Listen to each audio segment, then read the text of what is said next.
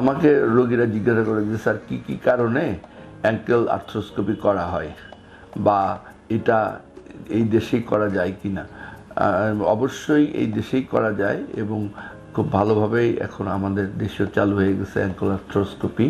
আমি যেগুলি ডিজিজের মাধ্যমে করি, তো এই ডিজিজগুলি হচ্ছে যেরকম যে কোনো কারণে যদি কোনো লিগামেন্ট ছিঁড়ে যায় তখন কিন্তু এই লিগামেন্টের রিকনস্ট্রাকশন এই না কেটে এই আর্থ্রোস্কোপির মাধ্যমেই করা যায়।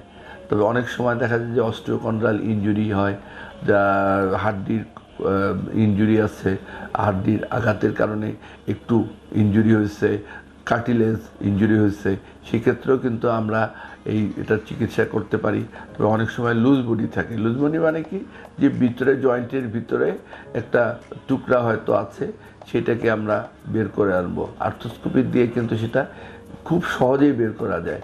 আর যদি তা না হয় তাহলে কিন্তু এটা কেটে বের করতে হয়। এখন কেটে বের করলে সমস্যা কি, যে কেটে বের করলে ওই জয়েন্টটা কিন্তু স্টিফ হয়ে যায়, শক্ত হয়ে যায়, তখন জয়েন্টের পুরা মুভমেন্ট কিন্তু থাকে না।